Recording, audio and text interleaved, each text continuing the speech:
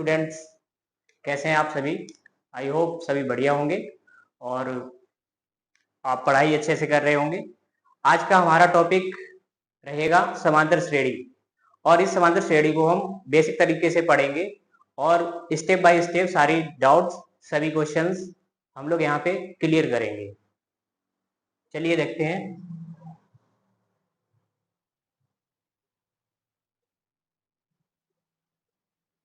सबसे पहले इंट्रोडक्शन करते हैं समांतर श्रेणी के लिए।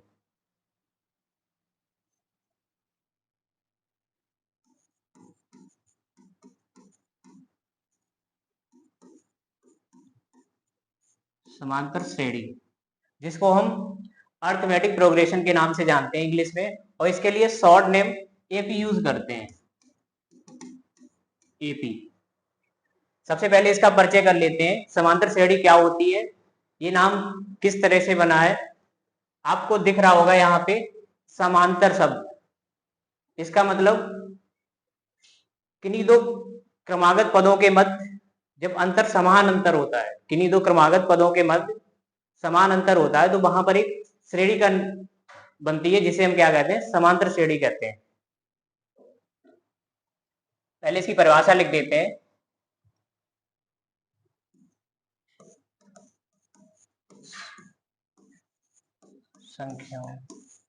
संख्याओं का ऐसा अनुक्रम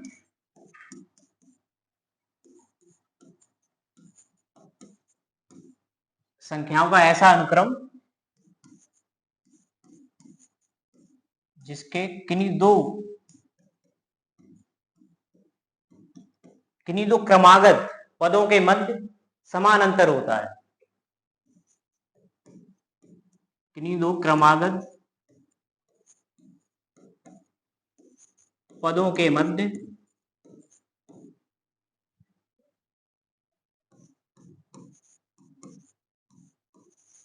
समान अंतर होता है।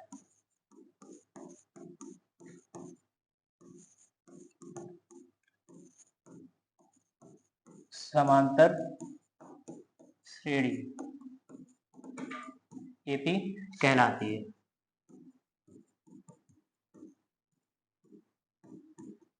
फॉर एग्जाम्पल से समझिएगे।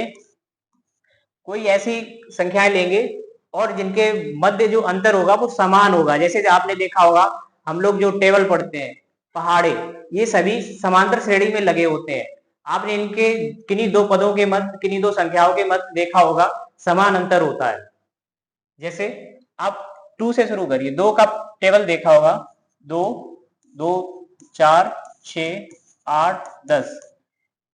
हालांकि ये 20 तक होता है, लेकिन ये श्रेणी जब इसको हम समांतर श्रेणी में यूज करेंगे तो ये कंटिन्यू बढ़ता रहेगा, ये nवें पद तक चलता जाएगा।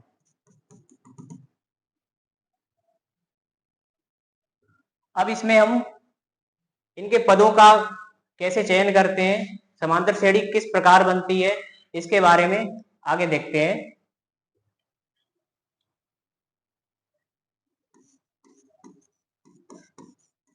पहले इसमें समांतर श्रेणी का व्यापक रूप देखते हैं क्या होता है। समांतर श्रेणी का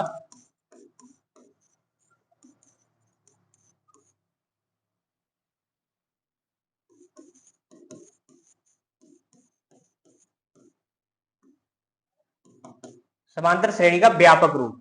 समांतर श्रेणी बनती कैसे, पहले तो हमें यह पता होता है कि इसका पहला पद a और इसका सार्वधातुक d होता है। व्यापक पद के लिए हमें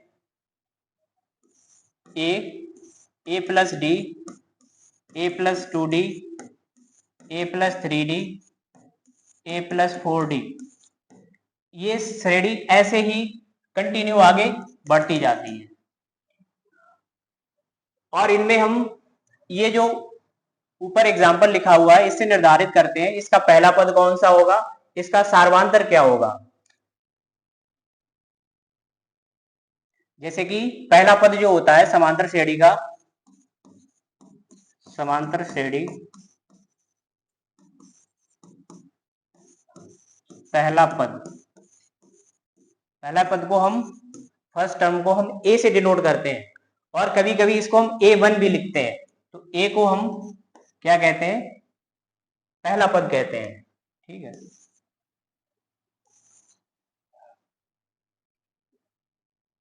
और इसका जो समांतर माध्य होता है,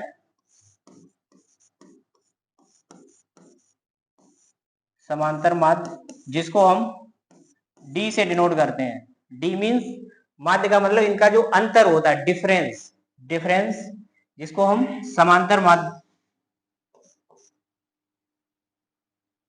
इसको किससे डिनोट करेंगे, डी से डिनोट करेंगे। ठीक है, अब आप देखेंगे इसमें nवें पद के लिए श्रेणी कैसे बनती है।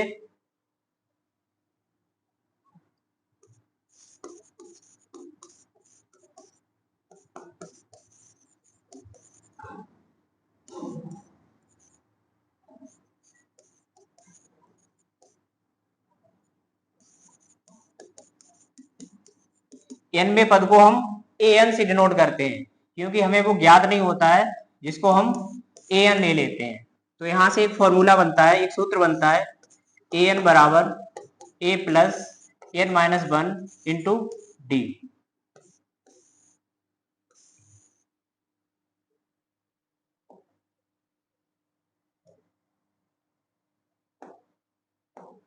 अब इसमें देखोगे आप, जो an होता है, an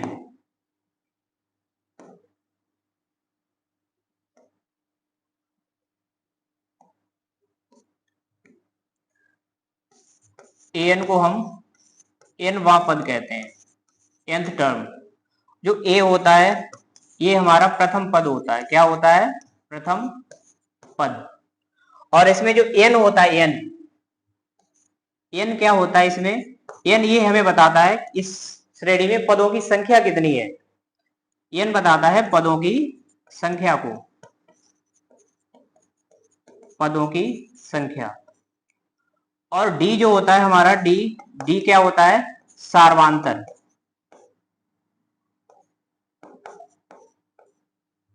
सार्वांतर मीन्स डिफरेंस, किन्हीं दो पदों के मध्य अंतर कितना है, उसको हम d से डिनोट करते हैं।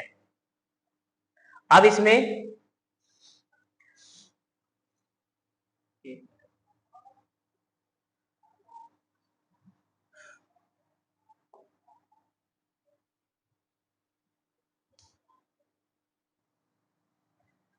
तो अभी हम पढ़ रहे थे समांतर श्रेणी। अब इसमें एक उदाहरण से समझते हैं कि समांतर श्रेणी में पदों की संख्या कैसे ज्ञात करते हैं, पहला पद कैसे ज्ञात करते हैं, इसका सार्वांतर कैसे ज्ञात करते हैं। इन सभी चीजों को वन बाय वन करके देखते हैं। एक एग्जांपल लेते हैं,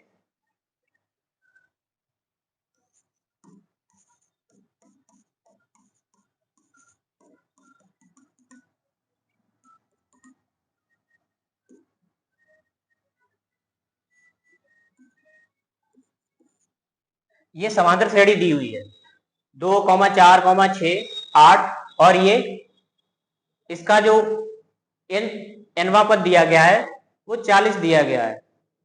अब इसमें हम इसको हल करेंगे, इसमें ये पता करेंगे इस समांतर श्रेणी में पदों की संख्या होगी कितनी, कितनी संख्या हो सकती है। चलिए देखते हैं, पहले इसका शुरुआत करते हैं, पहले a ज्ञात करते हैं। प्रथम पद a बराबर 2, और इसका जो सार्वांतर है वो हम कैसे ज्ञात करते हैं, अगले पद में से पिछले वाले पद को माइनस कर दिया जाता है, घटा दिया जाता है। सार्वांतर d बराबर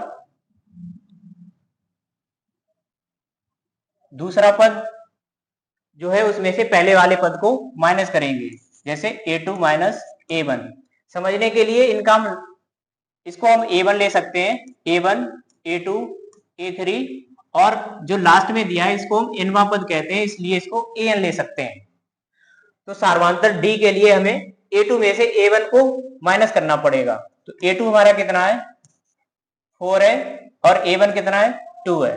तो 4 माइनस 2 कितना बचेगा, 2। तो d का मान यहां से कितना आएगा, 2 आ गया है। हमें a भी पता हो गया है, d भी पता चल गया है, और इसमें क्या दिया है, इसका जो nवां पद है वो कितना दिया है, 40। nवें पद को हम किससे ज्ञात करते हैं, nवा पद an बराबर 40। अब इसमें हमें पता करना है पदों की संख्या कितनी होगी, ज्ञात करना है। क्या ज्ञात करना है? पदों की संख्या। पदों की इस समांतर श्रेणी में पदों की संख्या कितनी होगी। अब हमारे पास एक सूत्र होता है जिसको यूज करेंगे यहां पर nवें पद वाले को, ठीक है। an बराबर a plus n minus 1 into D. an का मान कितना दिया है? an बराबर यहां से रखेंगे, कितना है ये? 40। कलर चेंज करते हैं। an बराबर कितना दिया है? 40। तो an की जगह पे कितना यूज करेंगे? 40। इसका जो प्रथम पद है, प्रथम पद को किससे डिनोट करते हैं? a से। तो a का मान कितना दिया है?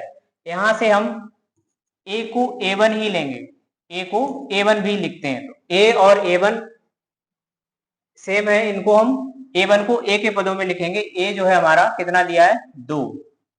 पहला पद कितना हो गया? 2। अब हमें n जो है, यही n ये बताएगा इस समांतर श्रेणी में पदों की संख्या कितनी है, n माइनस 1। और हमारा जो सार्वंतर आया वो कितना है? 2। क्योंकि इनके समांतर श्रेणी के प्रत्येक पद के बीच में कितना अंतर है? 2 का है। अब यहां से इसको सरल करेंगे। 40 2 प्लस ये, आप इसको दो तरह से हल कर सकते हैं, या तो इस 2 को पक्षांतर कर दीजिए या फिर इसको इस ब्रैकेट के साथ गुणा कर दीजिए। 2 का गुणा जब आप n में करेंगे तो 2n हो जाएगा। 2 का गुणा जब -1 में करेंगे तो माइनस का 2 हो जाएगा। अब ये 2 से 2 कट जाएगा क्योंकि एक प्लस का है एक माइनस का है। तो इसको हम इस तरह से लिख सकते हैं 2n इक्वल 40। तो n इक्वल कितना आ जाएगा? 40/2। तो n इक्वल 20। यहां पे लिख सकते हैं अतः दी गई समांतर